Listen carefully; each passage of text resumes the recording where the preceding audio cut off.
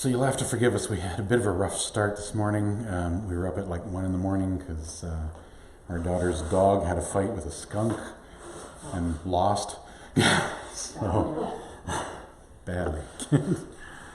So yeah, a little sleep deprived and whatever else that does to you. So our reading this morning takes place very close to the end of Jesus' journey to Jerusalem. As a matter of fact, I believe they've already arrived.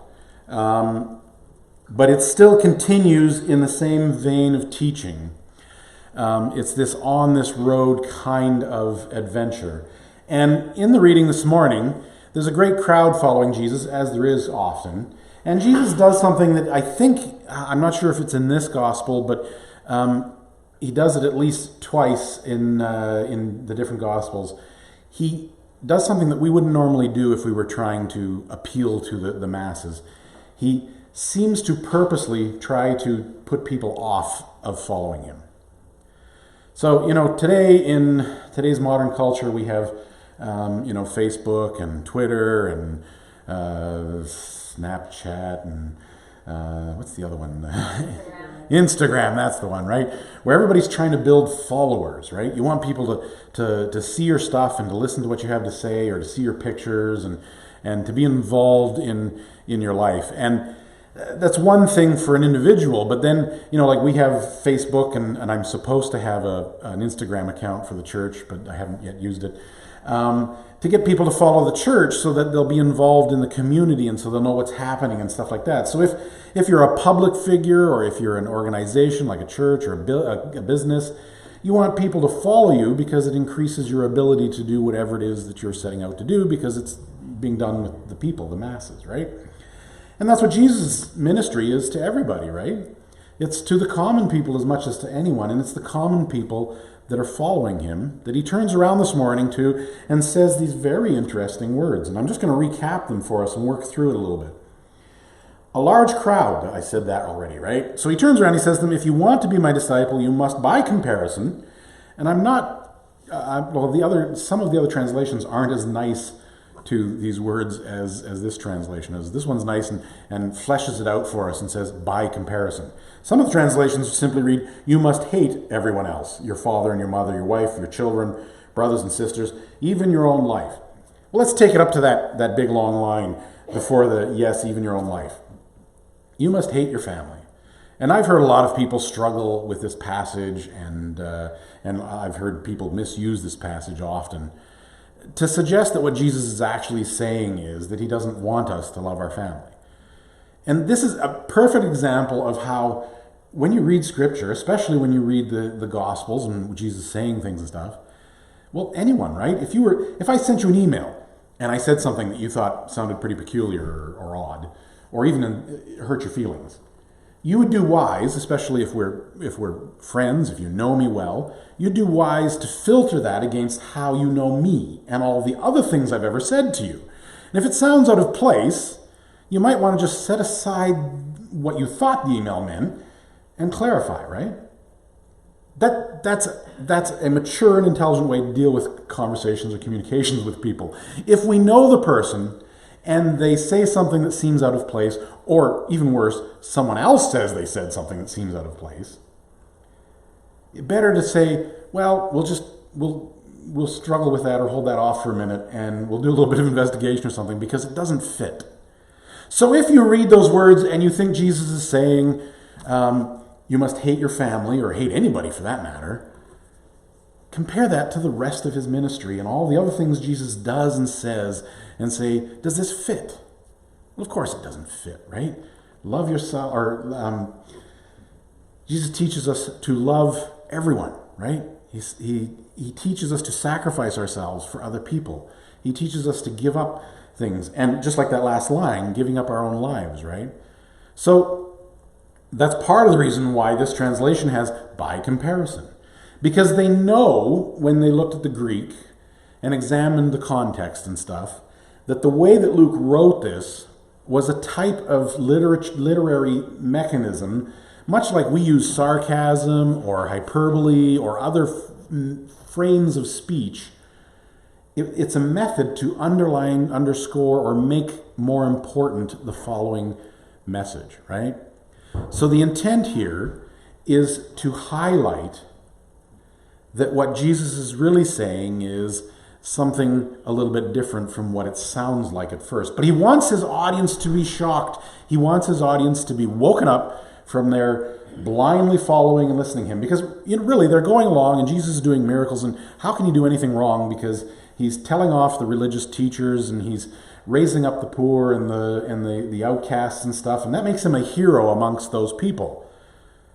But now he turns to them and he says, but you know what? If you want to be my disciple, you have to hate everyone that's close to you by comparison to your commitment to me. Now, here's another important thing that we have to know about that passage is in Jesus' culture, and still in Luke's when he writes the gospel, the words hate and love are not just about emotion. As a matter of fact, in this context, in a public address like this, they probably have very little to do with emotion. When he says love me, he means, or his audience would understand him to be saying, you must have loyalty to me. You must be associated with me, and your loyalty should be to me before anyone else. So when he says, in comparison, you should hate your mother and father, your children, your family, what he's saying is, your loyalty, your commitment is to me first, if you're going to be my disciple, and everyone else comes a very long second or last. Jesus is trying to show them how important their allegiance is to him. What he's saying is, there are no fans in this work. Disciples are committed. And then he throws in the punchline, or the kicker, even your own life. If you are going to be my disciple, everything gets put on the altar. Everything is secondary to your commitment to me, is what Jesus is saying.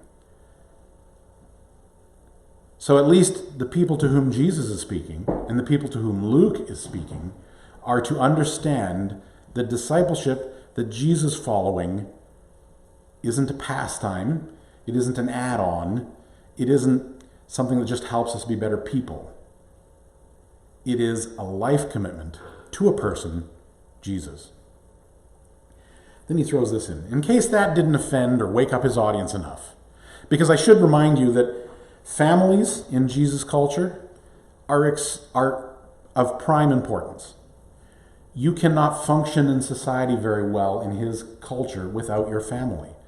To most people, if you severed your connections with your family, you would have trouble surviving. Young males probably would be able to get by because they can always go out and work as laborers for somebody. Pretty much everybody else relies on family to survive.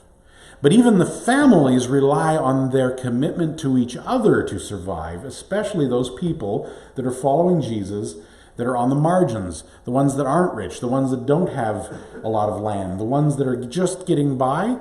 They all rely on each other. And they live in a society where they've been taught that everybody else outside of your family is the enemy. Because again, they don't live in a place like us where the government takes care of you, or at least helps. They don't live in a place where there are a whole bunch of organizations doing charitable acts. There are a few. The Pharisees that we like to make the bad guys all the time, they are involved in charitable work. The temple, I don't think it's doing as good as it should have done at this time, but there are some people taking care of other people, but nothing like what we live in, right? There's the structure that we rely on for day-to-day survival is built into the families in first century Middle East culture, right? Mediterranean culture, Rome, where Jesus lives, even where Luke is writing to, all of those places, the structure, the infrastructure of what makes people be able to continue and survive is built into the family structure. So to turn your back on something like that can be a life and death kind of situation. It's definitely a very important situation. Otherwise, you cannot be my disciple. If that's the kind of commitment you have, you can't be my disciple. And if you do not carry your own cross and follow me, you cannot be my disciple. Does anybody get offended when you read and carry your own cross?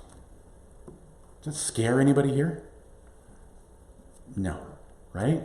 Because that's the cross to us, right? It's a pretty thing that's at the front of the church that reminds us of something really wonderful that Jesus gave to us. That's not the cross to the people to whom Jesus is speaking. To the people Jesus is speaking, the cross is an ugly piece of wood on the side of the road where their friends and family and fellow countrymen are dying slowly and horribly, and they see this regularly. The cross is a torture device that the Romans use to humiliate and destroy people. And not just the people that are on them, they use that to humiliate and destroy the people who see them. Crucifixion is not just a brutal way of killing people, it's a brutal way of tearing down or destroying or putting fear into the lives of the people that you're trying to rule. That's what Rome does with the cross. It's a place of shame, especially for Jewish people, the people Jesus is talking to. It says in the Bible that if a person is left hanging on a tree overnight, they're cursed. People are left hanging on the cross, which would qualify for those people as a tree for days. It's not just a horrible death, but it's also a curse. And again, we have to understand the way family structure works, right? If my brother, my cousin, my parent, somebody like that in my family suffers that, I can't say, oh, well, he was the black sheep of the family. That's got nothing to do with us. This cuts to the heart of the whole family. This will hurt the way that we interact with people in our community. Remember, I've talked before, I don't know if you remember this, but I've talked about this honor culture, right? Where everybody wants to maintain their honor so that they can have proper dealings with each other and stuff. Something like that in your family even is going to be devastating. And Jesus uses this as an example. He says, you have to carry your cross. You have to carry your element of torture, your element of humiliation, and follow me to be my disciple. So he's not mincing words. There's nothing soft about this message that he's telling these people. And then, so when everybody's reeling, or maybe trying to recover or ignore what he said, he gives some practical advice. But don't begin until you count the cost. For who would begin construction of a building without first calculating the cost to see if there is enough money to finish it? Otherwise, you might complete only the foundation before running out of money, and then everyone would laugh at you. You'd lose a lot of honor, right? Okay, everybody would laugh at you. Well, that's too bad, right? But you obviously had money to even start a building. But the point is, you would lose a great deal of honor. And of course, if you only built the foundation, then you've invested a bunch of money for nothing. They would say, there's the person who started that building and couldn't afford to finish it. Or what king would go to war against another king without first sitting down with his counselors to discuss whether his army of 10,000 could defeat the 20,000 soldiers marching against him? Well, you can imagine what messing that up would be like, right? It would be disastrous. You would not only lose your 10,000 men, you would lose the war and the conflict. And because you fought, the fallout would be much worse. If you figure you're not going to be able to win, you send a delegation and discuss peace while the enemy is a long ways away. And this is a very practical idea here, right? If I send off to my enemy long before they arrive and say, look, we have a big army, but it's not big enough. But if we fight, we both lose. Instead, what do you want? How much do we have to give you to not come and wipe out our land, right? The king, the lord, whoever, may have to actually swear, and usually this is how it works at this time and in this world that this takes place in, would probably have to swear fealty. That means he would probably have to say, I'm now your sub-leader, and give up some control and stuff, and mostly give up some money. So now the king that has to surrender has to give up taxes to the other king. But he saves lives. He saves, if he goes to war and loses, they're going to come and take everything. So it's a very practical thing. And Jesus is saying, being my disciple, this is what Jesus is saying, has a cost. And you'd better be careful to count it before you jump on board. He's already told you you have to be prepared to turn your back on your family. You have to be prepared for death and humiliation. And he's saying, count that cost. Be sure you know what the cost is going to be. So, The question this morning then is, what is that cost? Is the cost to us the same as it was to the people that Jesus was talking to? Built into his message to the people is a big part of the cost that they would be looking at. Many of them, be alienated from their family. They would be cut off from their social connections. They would be cut off from the things that they rely on to survive and to feel like worthy people in their society. So, I talk about this honor thing, and I talk about it in a lot of ways. I probably make it sound kind of a negative thing, like they're seeking something they shouldn't. They're just looking to feel like worthwhile members of their society, for the most part.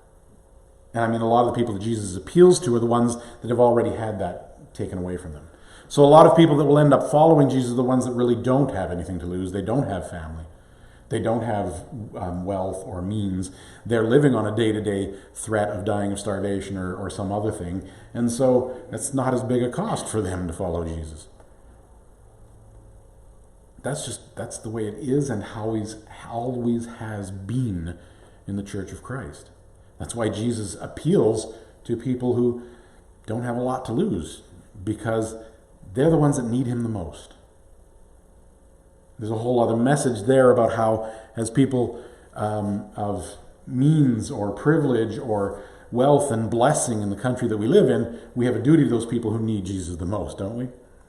But they don't just see, Jesus is creating something, and Luke, the people to whom Luke is writing, are aware of the beginnings of this church that Jesus is planting the seeds for, a church that is going to function as family for each other, a church that's going to help them to survive, a church that's going to give them a place to be, even to those people who have no place already. But especially, well, not just them, but everybody that loses a place because they follow Jesus has a place in the new family that he's creating, the new group, which is the family of Jesus. It's the body of Jesus. It goes beyond family. He knits us into one body, is what he promises to them. But in this speech, it isn't about the promise. We read in the Old Testament a similar kind of thing where Joshua is telling the people of Israel before they enter the new land, the promised land. He says, make your choice today between whether or not you're going to do your own thing or follow local gods or the gods of Egypt, and whether or not you're going to follow God, Jehovah, who brought you out of Egypt and is going to give you this land. Because if you don't do what you promised today to follow God, Jehovah, you're not going to get the blessings we promised. Instead, you're going to get curses. Bad things are going to happen to you. Well, Jesus doesn't give a promise and a curse. He just says, do it or don't. If you want to be my disciple, these are the costs. So back to us. What are our costs? Well, we live in a world, in the Western world, in Canada, where for the most part, we have a freedom to believe what we want to believe. We have a freedom to talk about what we want to believe in most places and at most times. And if you think that we live in a place where we don't get to do that, you should take a look at places where you don't get to do that. When you live in community, there are often things that you have to, give up a little bit. So sometimes we don't get everything we want. Sometimes, so when I say we have freedom, there's always exceptions, right? But aside from the exceptions, we have a wonderful freedom. Here, this is the perfect example of it, right? We have a church building that we get to give money to and not pay taxes on. We have free meetings that we can publicize any way we want and as much as we want, and nobody comes around looking to see what we're doing from the government, right? All they care about is their dollar and that we don't, cause too much of a fuss, right? But our neighbors, for the most part, don't come around telling us that we suck. The ones that, and believe me, there are neighbors here that don't necessarily believe what we believe, and they don't, throw eggs at the building. They don't try to torch it. How many stories have you read recently of both mosques and churches in other parts of the world that are being burned? Churches in the United States burned. we're fortunate. That's not a cost. Do we have to give up family? Occasionally, someone who converts to Christianity from a Western or from a sort of pseudo-Christian background will be cut off by family who has turned their back on the church or who has decided that the church is evil or whatever, or just doesn't like the church. Sometimes people become Christians or come to the church that they haven't been at before, and they will be alienated somewhat from their family. People who come from other religions, like Muslim and other things like that, or even some Jewish connections, when they turn away from their original faith to the church, to Christ, they can be cut off from their families completely. Even in Canada, even in places where it's free to do whatever, there's no law that says a family has to have anything to do with someone they don't like, right? So that can happen. Again, there are other countries where you can get killed by your family for making that decision. But that's not something we normally face. I won't say it never happens. I'm just saying it's not something most of us will ever have to worry about. So is there a cost to being a Christian? Is there a cost to being a disciple of Christ? Is there a difference to those two things? Well, again, in our world, Christian just means a box you check if you're not Muslim, Buddhist, or none of the above. Or Jewish, sorry. And there's a few other choices, but you get my point.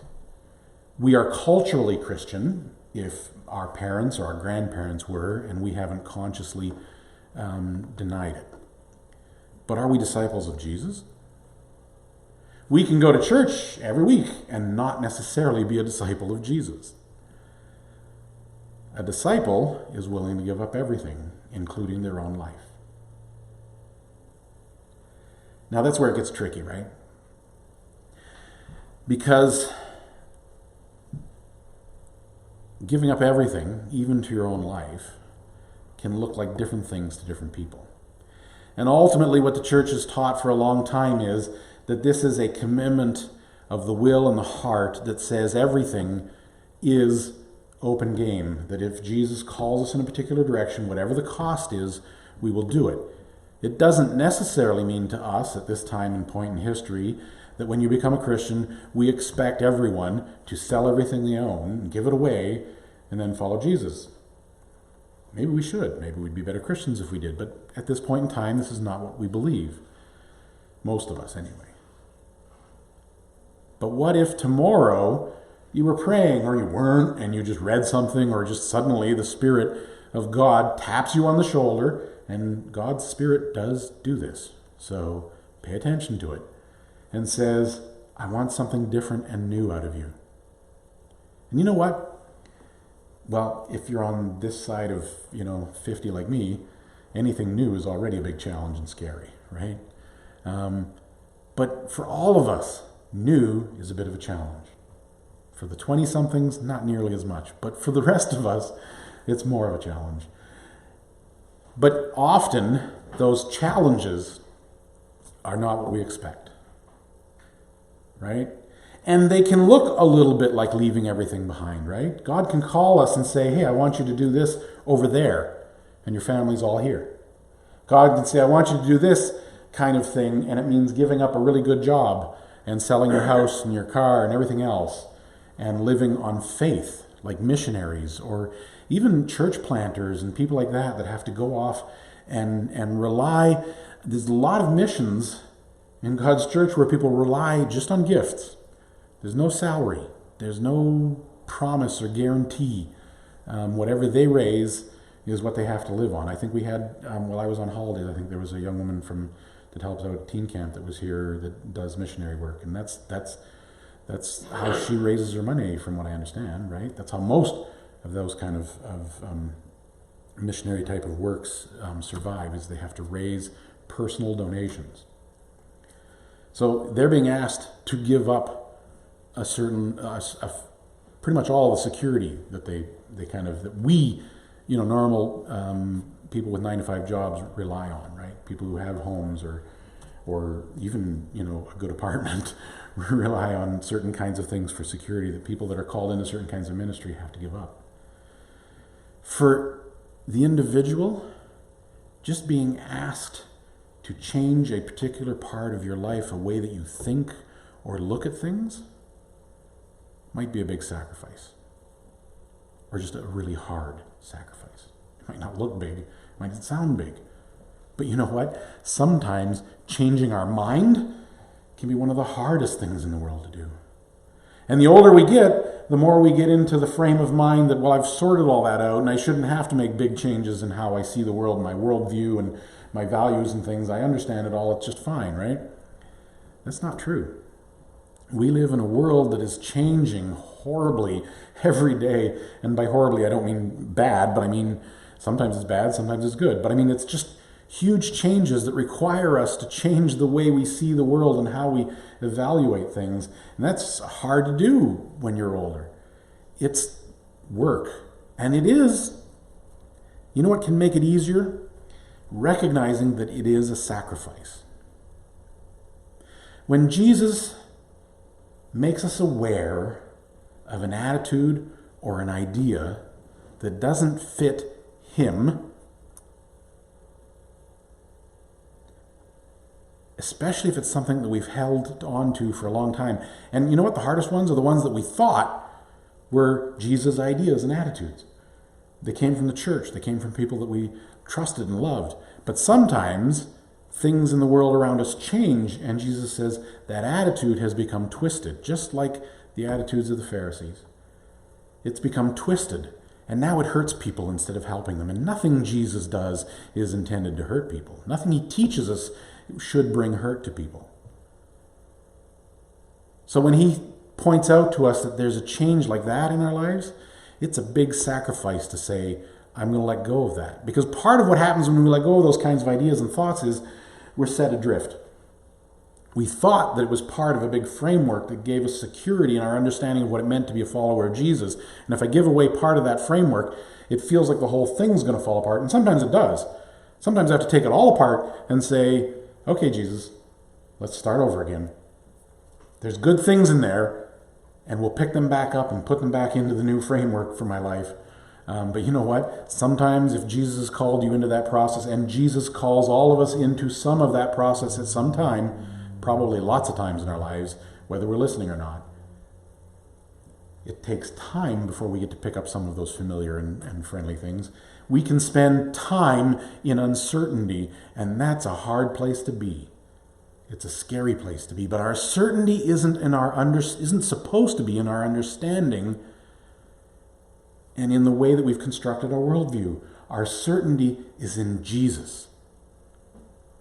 At what cost do I be a disciple? Everything. When Jesus says give up your life, he means it's all out there. I have to be prepared for Jesus to come up to me and say, that's not right. You need to change that. And you know what? I don't know about most of you, but I grew up with a kind of an understanding and a belief that what that was all about was there were things I was doing that were sinful, and they all mostly had to do with morality and things like that. And those were the things I was going to have to change. And that's a matter of changing habits and stuff, right? And that's hard to do. But you know what's even harder? Is when you realize that a lot of those things only exist in your life because of other things deeper down that have to do with attitudes, that have to do with the way we feel about things and people. And when Jesus comes and tells us in one way or another, he starts poking at those things deep inside me and says, you're going to have to change the way you feel about that. You're going to have to give up some of your certainty and your comfort and the reliability of believing that this is the way the world works and just trust me. That's really hard to do. At what cost? Or what is the cost to be a disciple of Jesus? If there's anything that you're unwilling to give up when Jesus asks for it, that's the cost. And you will always be faced with that cost. And there are lots of things in our lives that we don't give up. And I don't believe that that severs our relationship with Jesus. But it certainly hinders it. To be true disciples, we have to really listen to Jesus. And you know what? Jesus doesn't spend a lot of time. Well, let me take that back. Probably earlier on in our Christian lives, Jesus does spend a lot of time saying, well, you shouldn't do this, or, it'd be better if you did that a certain way. But as we start to mature in Christ, the message starts to become, do you really think you should feel that way? Is that the way you should be thinking?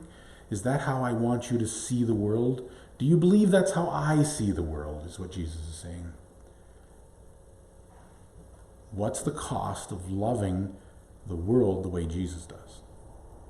That's the same thing as being a disciple. I have to give up myself, my own will, my own idea, or, that passage from the Old Testament says, don't rely on your own wisdom. I have to be willing to give those things up. It doesn't mean I stop using the gifts God's given me. It just means that ultimately I have to listen to Jesus and not hold anything back. Let's pray.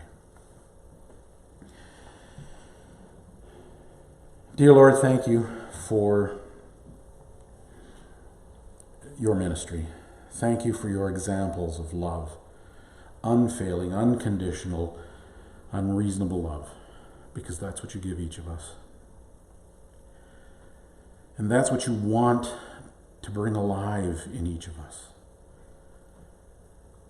So we just pray, Lord, that we are able to hear and see the things that get in the way of that. We pray for your Holy Spirit to give us the strength and the courage to let go of the things that get in the way of loving the way you do. And that we step into the life you call us into, in faith that you will hold us up, that you will guide us, that you will give us everything we need to be disciples of you. In Jesus' precious name we pray. Amen.